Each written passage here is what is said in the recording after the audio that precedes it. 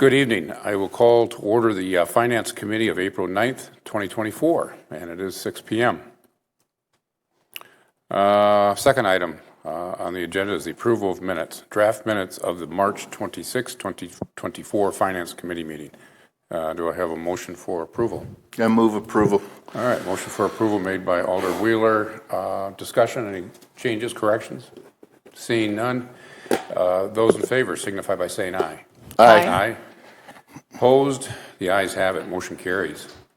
Moving on to item 3, public appearances, non-agenda items. I don't believe we have anyone in chambers or online, correct, Scott?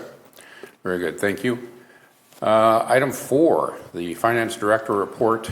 We have the Treasurer's report for December 31st, 2023, and then the 3-year comparison as of December 31st, 2023. I'll turn it over to the city's Finance Director, Misty Dodge. Thank you. So in the packet are 2 documents as Finance continues to wrap up 2023. These are a revised December Treasurer's report, which includes all of the reports that you're in, all the pages that you're used to seeing, updated through field work.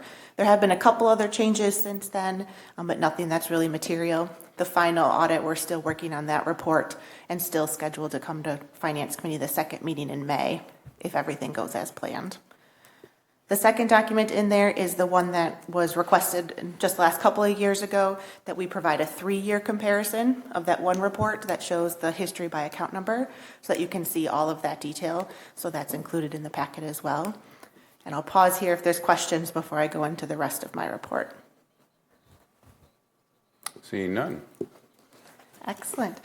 Other things that are happening, the CIP process is starting to get heated up. The worksheets from department heads are due today and tomorrow. The first draft goes to the mayor next week. So that process is really starting to kick off. And then debt issuance is the other one. So still working with the financial advisors and the bond counsel on the exact documents. But the next meeting, I expect will have direct referral resolutions for those preliminary resolutions that kind of kicks off that process. So that's going. And then the TID incentive payments, I think you'll end up seeing those in the checks this time. But we go through that exercise every April 1st and October 1st to make sure that there was enough taxes collected to pay those TID incentives or the PAYGOs. The same ones that had to be reduced last time ended up having to be reduced again this time because the taxes that was paid wasn't sufficient enough to make the full payment. So it's due to our declining tax rate as well as the value of the projects not being as high as we originally thought it was going to be. So benefit to the developer, they don't have to pay 100% of those taxes. Downside is the portion of it that would have been remitted back to them is not available to be remitted back to them. So I want to let you know that that was going on as well. We also sent them a letter. So personal property taxes has been repealed. The last personal property tax bill that will be sent out was the one that we just sent out. No more of those will be going out. So then I did send a letter with these payments, letting everybody know that that might also impact their payments in 2025 for these TID incentives. Because again, the less taxes they pay, the less money that's available for these incentives. So I wanted to make sure that they had that heads up. Other than that, I know this is our last meeting with this group. I just wanted to thank everybody for your support and your interest in the finance stuff. I feel like this has been a really good group. You've always come prepared and asked great questions, and it's been a very efficient committee. So just thank you all for your service. All right. Thank you very much, Misty. Moving on to item 5, review of bills. 5A, detailed review of checks for $10,000 and above for the period of March 16th to the 31st, 2024, totaling $309,388.74. Questions from the committee? Yes, Alder Gerhardt. I have a couple of questions, if that's okay. Go ahead. Mm-hmm. So on page 48, the first page of that report, I know you just talked a little about PAYGOs, but just because people might see these reports and be like, why are we paying? Could you just talk a little bit about what PAYGO payments are? Exactly. So there are, I think, 7 of them that we currently have active. So these are TID incentives that the city has awarded through a developer agreement approved by council and only within TID districts. We have a handful of TID districts that are available. Ultimately, what this is it was an incentive agreed upon before the project was built that said, but for the city providing this incentive through the TID, the project wouldn't happen. And so there is that development agreement. I go through that exercise I just referenced where I make sure that the taxes that the city collected or the TID collected is sufficient to make those payments as included in the agreement. And then we make them based on that agreement as authorized. Awesome. Thanks. I'll make that an annual question, I think. Twice a year, maybe. April 1st, October 1st. Yep. Thank you. Second question on that page. I see the Sun Prairie MPSIS payment. I know that MPSIS is our data sharing effort between the different municipalities. I guess so does Sun Prairie manage it and then we pay them? Is that how the program works? Yep. So the original, or I guess the underlying agreement, is that the MPSI employees are employees of the city of Fitchburg, and City of Sun Prairie is the fiscal manager. So when we pay our employees, we invoice that back to the City of Sun Prairie, and then outside of that, our share of the total budget of MPSIS is what this payment is.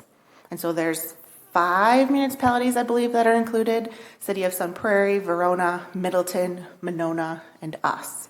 So it's a way to share services, get a really great efficiency that we can do by sharing our services. They were able to hire a data analyst, which has provided a lot of great opportunity for our law enforcement group. That is hard to support as one municipality. When you pool all the resources of 5, it's a much more efficient process. And so we pay that fee to Sun Prairie, and I assume the other municipalities do the same. And then at some point, the municipalities will pay us for the staffing? We bill City of Sun Prairie. Okay, so then Sun Prairie, so as MPSIS, and then they pay us back. Oh, got it. Because they're the financial manager. Exactly. Perfect. Got it. Thank you. And then I think I have another question on the next page, page 48. Right at the top, the Minerals America for the salt. Mm-hmm. Is that the purchase that we approved at the last meeting? Because I think we approved about $97,000, if I recall correctly, for salt. And it looks like this charge is $26,000. So I was just curious if that came in under budget. So we request approval from the council for a full year worth of salt and brine and other things too. This would just be one payment, one fill, if you will, of the material into our salt shed. I think this, though, was probably the last year because the one you guys just approved, I don't think state contract has been done yet. I think we are getting permission to join state contract when it happens. Great. So it's just coincidence that it came up. Okay. So and then page 50. Oh, no, I already got that one answered. Oh, no, page 49. Sorry, that's what I was looking at. Where was it? It was the general communications for the analog tactical. Is that related to because we approved last time about the different analog machines, and I guess I thought that we're paying out to Verona and to Epic for that? Or? No. Okay. So we make a payment to General Communications, who does the work. And then the piece that's listed as Epic and the piece that's listed as Verona, we bill them for their share of the cost. So my staff will be sending a $4,080 bill to Epic and a $2,280 bill to Verona for their share. Makes a lot of sense. Thank you. Of course. All right, very good. Any additional questions? Okay, all right. Moving on to item 5B, detailed review of all checks issued.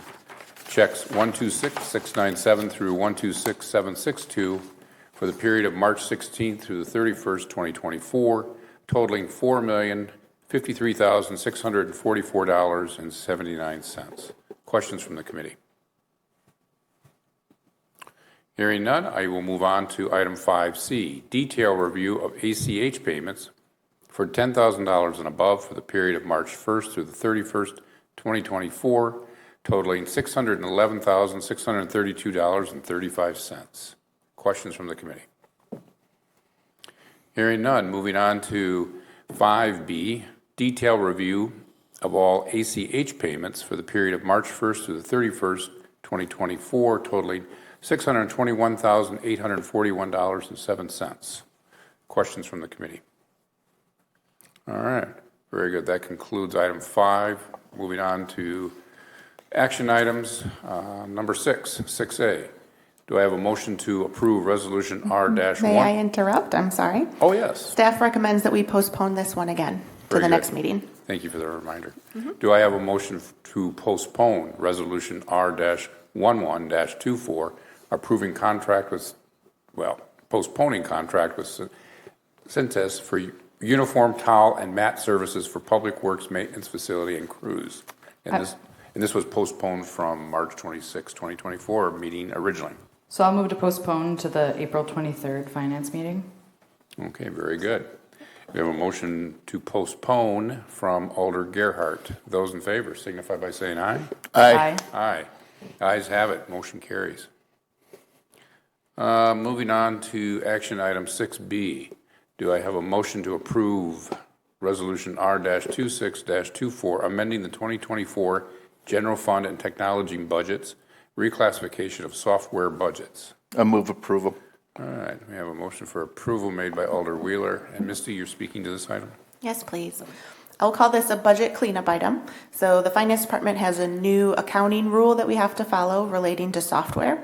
And when we went through the 2024 budget, we pulled as many things that we identified as software into the software account number, but there were some that we missed. So we'd like to move these, I think it's 7 items, from one account number to another account number, simply so that they end in a 245 and all of the softwares are together.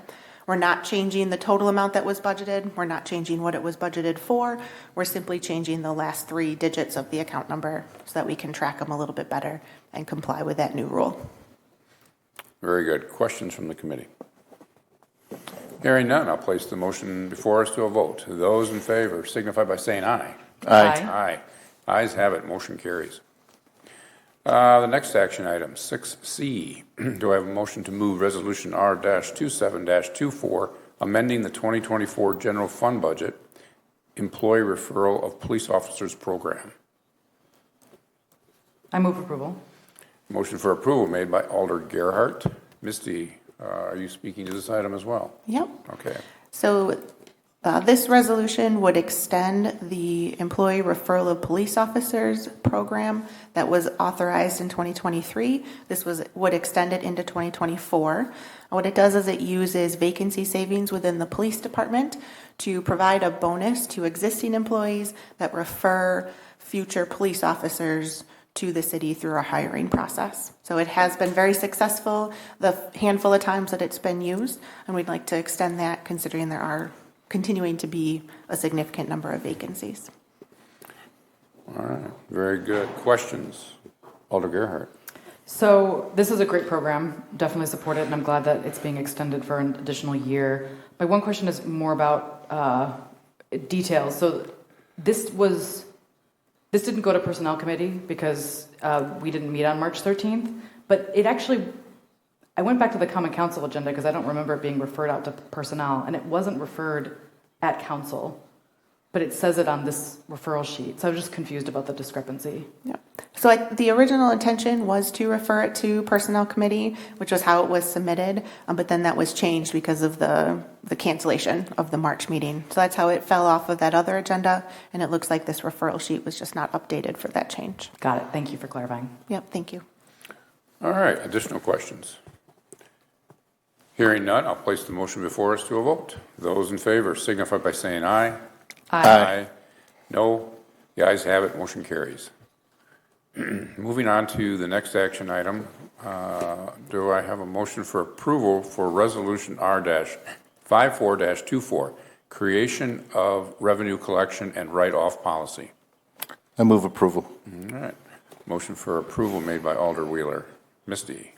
Yes, so one of the gaps that was identified when we did an internal review of our policies was that we did not have a write-off policy.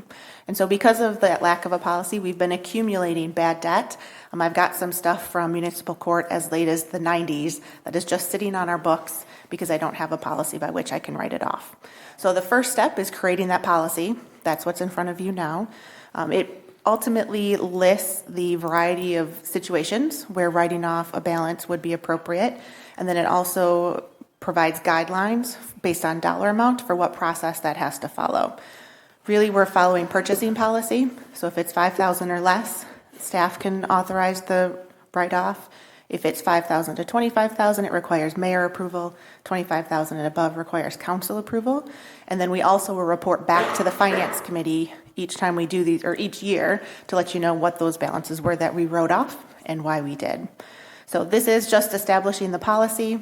In a couple of months, probably, I think it's going to be over the summer, finance staff will bring forward the full list of ones that we write off. It will be very large, I'll say, this year, because again, I've got stuff sitting on there from the 90s. So it will be a large dollar amount, but then after that, we'll be doing this annually and stay up on it a little better. I'll mention that most of the bad debt that we have is in the municipal court, and we did share the policy with the judge just to make sure we weren't doing something we didn't expect to do, and he didn't have any concerns with this policy that I'm bringing forward now overall. Very good, very good. Questions from the committee? Alder Gerhart. Thank you. So, looks like a great policy, and I'm really happy that you can finally get those items written off. I'm sure that's a huge relief to you. One question just about, as you talk about the different court payment processes, you talk about past due citations will be sent to collections. And so I assume we have a collections vendor. We do. And so at some point, we will write off those unpaid things. But do we still allow the collections company to collect on that debt? So we have two collection agencies. One is SDC through the state of Wisconsin, state election, something that starts with C. And then we also use Stark, which is a private collection company. We go through SDC first because that's through the state and is a very efficient process. And then anything that is not allowed under the SDC program, then we'll send that to Stark. So one of the criteria that's on here is that the collection agency sends it back to us and says this is uncollectible. And so in those situations, yes, we would write it off. I think that is likely the most common situation where this will happen. But if we do write anything off, we could potentially continue to try to collect on it or have the agency continue to try to collect on it, but it'll be very unlikely that we would receive payment. Okay, because what I'm just trying to get at is I want to make sure that we're not writing off the payment and then allowing a third-party company to continue going after the payment. It just seems, I just want to make sure that that's not what's going to happen, because collections agencies can be pretty brutal. Sure. And yeah. So we do have it's an arrangement, so we hire them to do this for us. Okay. So let's say they are continuing collection, even though we wrote it off under a different clause. If they receive payment, they're required to give it back to the city, less whatever fees it is. Okay, so we don't sell the debt. We're just okay, perfect. It's a vendor contract. Yes, it's a vendor contract. Thank you so much for clarifying. Of course. And the debt goes back for X number of years. Is it 7 before you begin to write it off? I think that was one of the criteria that I would be allowed, is that it was I thought that I read unpaid somewhere. after 6 years. 6 years. Is what we have, or the applicable period for commencement of a recovery action. So, legalese basically to say that once it's past those requirements, that we would look at writing it off. All right. Additional questions from the committee? Hearing none, I'll place the motion before us and to a vote. Those in favor signify by saying aye. Aye. Aye. Noes, the ayes have it, motion carries.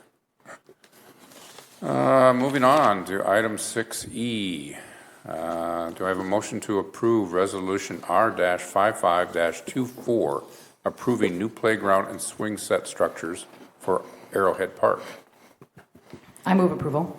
Motion for approval made by Alder Gerhart, and I do see our Parks Director online. Scott, you're speaking to this item? Please, sure. Go ahead, you have the floor. Thank you. Thank you. This project was part of our 2024 CIP 6259, replacing the playground at Arrowhead Park. The playground was installed in 1998, so it is time for a replacement. As we typically do, we bid the project. We did receive 7 proposals. I did circulate those proposals through the neighborhood, and they did do some voting, and actually on their top 3 proposals, I took those tallies back to the Park Commission, and they agreed with the neighbors' recommendation of recommending Lee Recreation option number 1 for this project. Very good, thank you, Scott. Discussion from the committee. Hearing none, I'll place the motion before us to a vote. Those in favor signify by saying aye. Aye. Aye. Noes? Ayes have it. Motion carries. Moving on to item 6F. Do I have a motion to approve Resolution R-56-24, accepting subdivision improvements for Second Amendment to the agreement for subdivision improvements in the plat for Crescent Crossing? I move approval. All right, motion for approval made by Alder Wheeler. And who is speaking to this evening? Scott? I can. Okay, very good, Scott. Go ahead. This was part of the March 8th, 2023. The city entered into a second amendment to the agreement for the subdivision for the plat at Crescent Crossing, and this was actually our first attempt at the developer actually went through the process of publicly bidding, similar to the process that we do to develop the parks. There was two parks. There was a pocket park and then also a dog playground park. So they did bid the project. We did take the prices back to the park commission, and they were in agreement to it. And then actually the developers did construct both of these parks. We did inspect the parks and are satisfied with the work that they did. So what this does is it accepts those improvements. I would indicate too that as part of the development for Crescent Crossing, there's park improvement fees and parkland dedication fees that are required. And these two projects totaled, well, at the end of the day, that the city is going to receive a check for $221,410, which was the difference from the fees that were owed in comparison to the fees that were utilized to develop the park. Very good, Scott. Thank you. Questions from the committee? Hearing none, I'll place the motion before us to a vote. Those in favor signify by saying aye. Aye. Opposed? The ayes have it. Motion carries. Thank you, Scott. Moving on to the next action item, I have my place here, 6G. May I have a motion to approve Resolution R-57-24, approving the 2024 funding awards for the Healthy Neighborhoods Grant Program? I move approval. All right, a motion for approval made by Alder Gerhardt. And Deanna Schmidt, are you speaking to this item? I am. All right, very good. The floor is yours. Good evening, everyone. So before you is the 2024 Healthy Neighborhoods Grant Program recommendations for funding. This year we had 15 applications, 14 of which are eligible for funding. Staff has worked with this year with the Healthy Neighborhoods Advisory Committee, and they have actually did the evaluation of those 14 applications. The total requested was about $173,000, and we have available for us this year $138,000. So before you is an initial recommendation that staff had made based on the evaluations and the scoring from the Healthy Neighborhoods Advisory Committee. So we had a total of 70 different evaluations submitted, and that ranked and set a score for each one of those applications. So staff recommended approval of all of the 14 applications. However, we lack the entire funds available to fund fully each application. So staff recommended that we would fund a percentage of the requested funds based on the score from the evaluations. I hope that kind of makes sense. So Healthy Neighborhoods Advisory Committee reviewed that staff recommendation on April 3rd, and they made two amendments. The first amendment was to fully fund Centro Hispano and then thereby reducing slightly the Badger Prairie Needs Network funding. And then they made a second motion to reduce the funding for Allied Food Pantry and Boys and Girls Club, so that the both of them have a total of $15,000.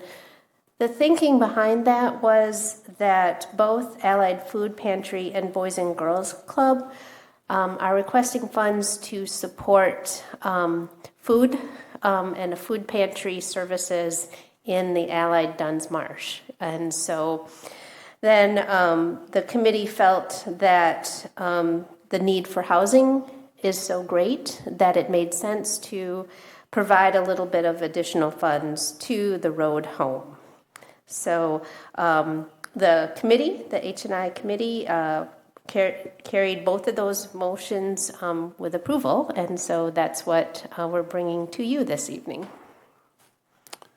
Very good, very good. Thank you, Deanna. I sit on that committee, the Healthy Neighborhoods, and I was part of that process. I must say that given the amount of, I'm not sure work is the right word, but there was a pretty intense process, and I would like to thank you, Deanna, for your leadership in making certain that moved. And it moved very, very smoothly. And I'm guessing that the 70 surveys were from the committee members. Is that what you referenced? Yes. Yes, exactly. Yeah, and so thank you very much for your work on that. I'm very pleased at where we ended up, and we didn't do much tweaking based on what staff had suggested. So. Thank you for that. Other questions or comments? Would you recommend an amendment to change because I believe I moved it as originally, did I move it as recommended by staff or as recommended by H&I? So you moved it however was in the packet. So I guess I don't know what was in the packet. We could always clarify if you would like to clarify your motion that it's consistent with whatever recommendation. I guess I would prefer to move it as recommended by H&I since I went through that process, but I don't know if that requires an amendment. I thought it was. I guess that's where I'm at. Are we not certain of that?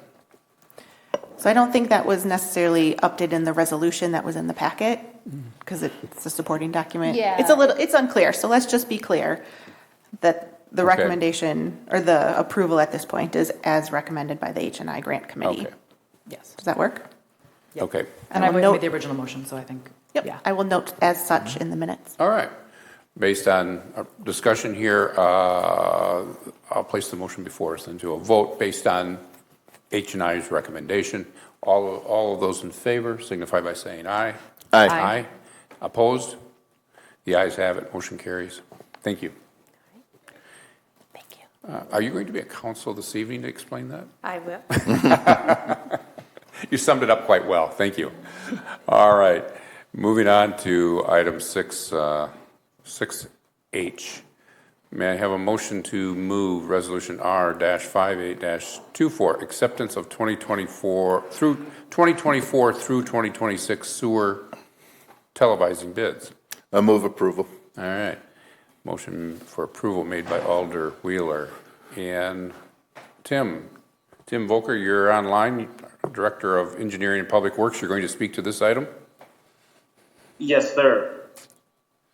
So the city has historically televised approximately 10% of the sanitary sewer system each year in order to identify any defects in need of repair. These services were advertised by legal notice in the Wisconsin State Journal on January 19th, 2024 and January 26th, 2024, as well as posted on questcbn.com.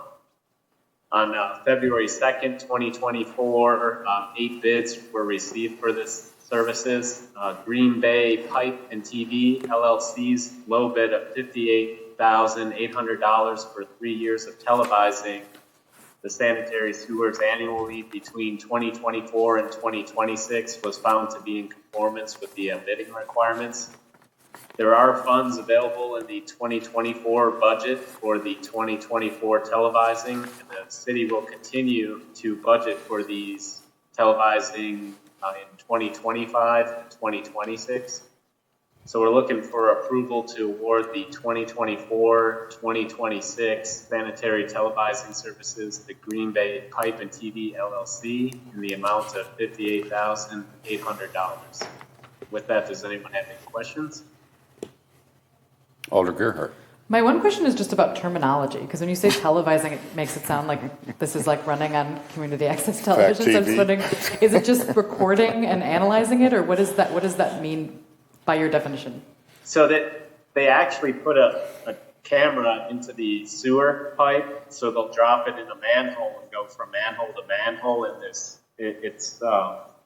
different camera types, but most of them have rubberized wheels, and it's like a little remote control that they can drive through the pipe. And as they see cracks, they'll stop and kind of just adjust the camera around the cracks so we can analyze the crack better. And they go through our sewer system doing this from manhole to manhole. Fascinating. Thanks. Any other questions? All right. Hearing none, I'll place the motion before us to a vote. Those in favor signify by saying aye. Aye. Opposed? The ayes have it. Motion carries. Moving on to the next action item, 6I. Do I have a motion to move Resolution R-61-24, sale of police department old AED units? I move approval. All right. Motion for approval made by Alder Gerhart. I'll be taking this one. You are? All right. Very good. So there are, I would say, 4 different ways that the city generally disposes of property that it no longer uses. It will sell it at surplus, which is by far the most commonly used method. We could trade it in when we buy the new stuff. We could junk it if we don't think there's value anymore. Or we could do sales by bid, which would include, publishing in the paper, sealed bids, all of that. So those are the 4 methods that we generally use. Looking at these old AED units, surplus generally doesn't take AED units anymore, so that wasn't really a good use. And just junking them didn't feel like a good use either. So PD staff did a little homework, and they found this vendor, I think through contacts with Fitchburg EMS, that will buy these from us for a relatively low cost. We believe they then refurbish them and sell them, but the little bit of money that the city gets is a win for us, and then them not just going into a landfill is a good thing as well. So recommending that this somewhat unusual sale be authorized by Finance and Council. Very good. Questions for Misty? All right. I'll place the motion before us then. Those in favor signify by saying aye. Aye. Opposed? The ayes have it. Motion carries. Moving on to the next action item of 6J. Do I have a motion for approval of Resolution R-62-24, amending the 2024 budget and various funds, ARPA and TID closure investment plan projects? I move approval. All right. Motion for approval made by Alder Wheeler. Misty, you're speaking to this item? Yes. So now that the investment plan has been, or the 2024 revision of the investment plan has been adopted, there's a handful of projects that the city or staff would like to move forward with using that ARPA fund.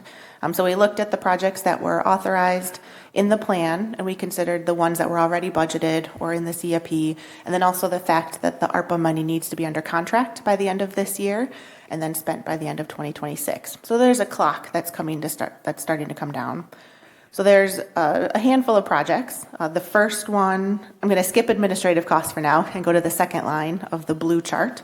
So $500,000 for additional road resurfacing in qualified census tracts and or healthy neighborhood areas.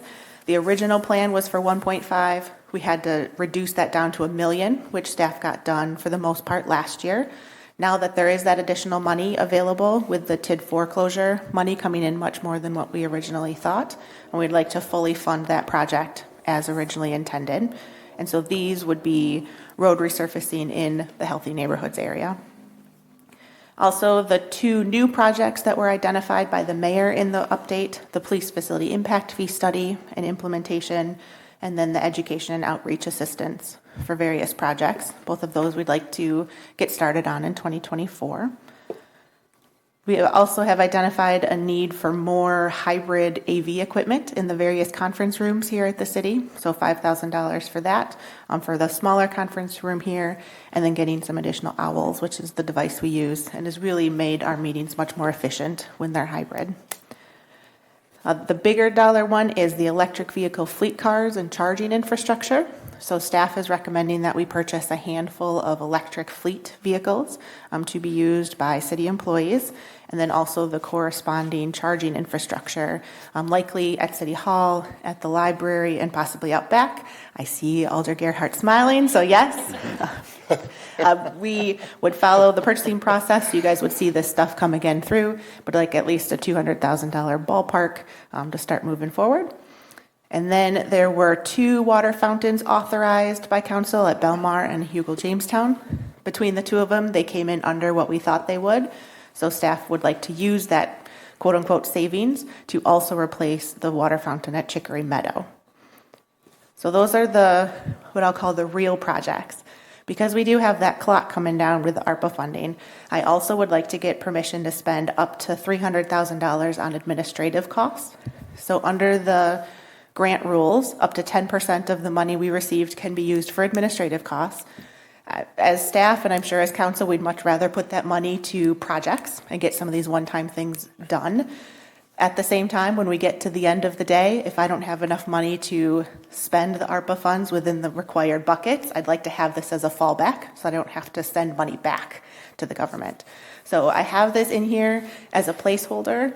If all of the projects come in at budget, we won't use any of this admin cost except for maybe audit.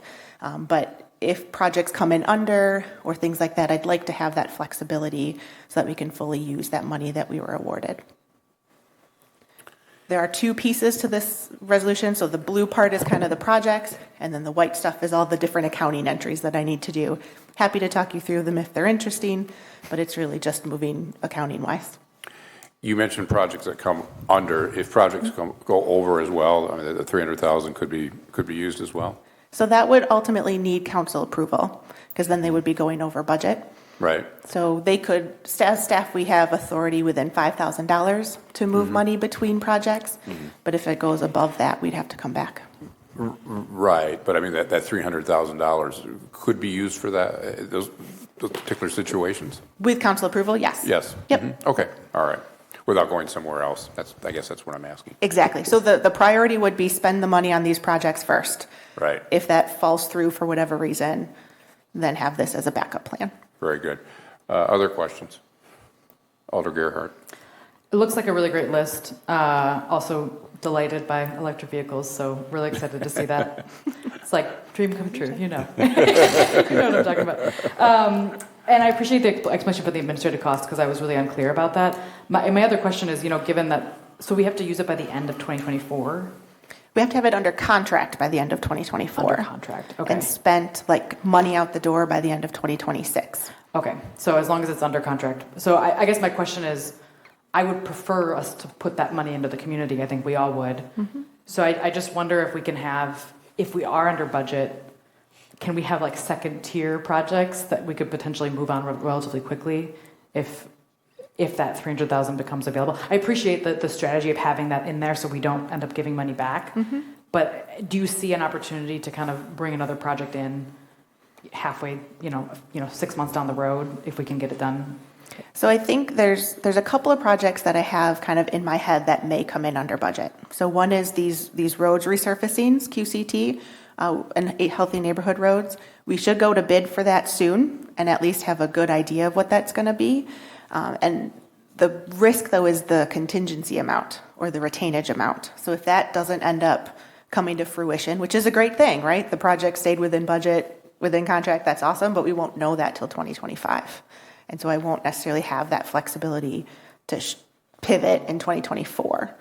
The other one that I have in my head is the library chiller project, which I know is moving along. So another one where we'll keep an eye on it. If we're getting indications that it is going to come in under budget, we'll bring something else forward to council. But if we don't know till 2025, it'll be too late. Does that make sense? It makes a lot of sense. Okay. But I also wonder, could you... go under contract with a particular funding source by the end of 2024, and then we switch it to ARPA funds if we... Do you know what I mean? Like, Yeah. have a contract ready and then switch the source? The hard part is that there's extra rules that you have to follow if you use ARPA money, which generally cost more money. So like there's an additional set of requirements when we go out to road resurfacing projects that they have to follow if they're using ARPA money that they don't necessarily have to follow if they aren't. And so, yes, we could. I just don't know if that's the best approach. Got it. But I'll definitely keep my eye on it. You'll be hearing from me as we go through the CIP process and then through the budget process as well. We'll definitely make sure we're on top of it. Great, thank you. Yep. All right. Any other additional questions? Hearing none, I'll place the motion before us then to a vote. Those in favor signify by saying aye. Aye. Aye. Opposed? The ayes have it. Motion carries. Moving on to the next action item, 6K. Do I have a motion to approve Resolution R-64-24, authorizing acceptance of the 2024 street resurfacing bid? I move approval. All right. Motion made by Alder Gerhart. Tim, you're speaking to this resolution? Yes, sir. The city needs to resurface approximately 4 miles of roadway every year in order to keep up with maintenance demands. The resurfacing project was advertised by legal notice in the Wisconsin State Journal on February 14, 2024 and February 21st, 2024, as well as posted on questcdn.com. On March 8, 2024, 3 sealed bids were received publicly and open with the results listed on the attached bid tab.